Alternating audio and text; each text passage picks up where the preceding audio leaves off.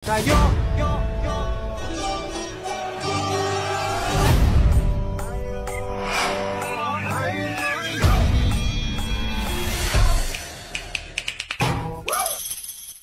Mahal kong Pilipinas. Mga Pilipinong kabataan na pag-asa ng bayan. Consumado mes!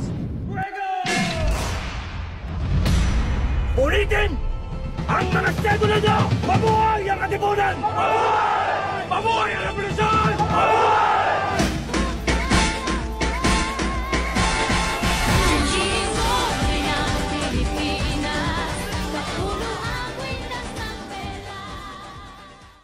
Magandang araw, ang video na ito ay nagtatampok sa makulay na kultura ng Cavite, isang lalawigan sa rehiyon ng Calabarzon sa Pilipinas.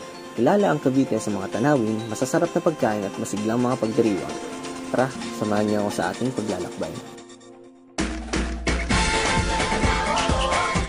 Isang pangunahing tanawin sa Cavite ay ang Tagaytay, kung saan makikita ang breathtaking na tanawin ng Taal Lake. Ang mga parking gaya ng People's Park in the Sky ay nagbibigay ng pahingahan sa mga tao. Ang mga tanawin na ito ay simbolo ng yaman, ng likas na yaman at ng kapayapaan na matatagpuan dito sa Cavite. Ngunit hindi kumpleto ang pagbibisita sa Cavite nang walang masasarap na pagkain. Isang sikat na pagkain dito ay ang lomi, isang masustansyang noodle dish na puno ng lasa. At syempre, hindi mo dapat palalampasin ang buko pie, isang paborito ng mga lokal at turista. Ang mga pagkain ito ay hindi lamang pagkain, sila ay bahagi ng ating kultura at tradisyon. Ang Cavite rin ay kilala sa mga dekalidad na produkto. Makikita natin ang mga handicraft na gawa ng mga lokal na artisan. Ang mga produktong ito ay sumasalamin sa ating kasanayan at pagmamahal sa sining. Ang mga ito ay hindi lamang mga produkto kundi pati na rin mga kwento ng mga tao sa likod ng bawat likha.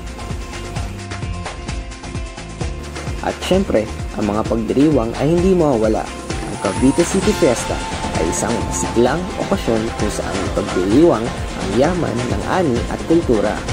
Ang mga aktibidad at sayawan ay nagdudulot ng pagkakaisa sa komunidad. Ang mga festival na ito ay mahalaga sa pagpapakita ng ating identidad bilang mga Caviteño.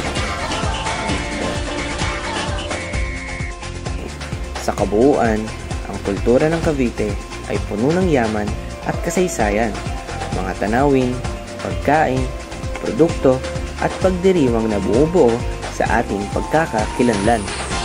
Inaanyayahan ko kayong bisitahin ang Cavite at maranasan ang ganda ng ating kultura. Maraming salamat sa inyong panonood.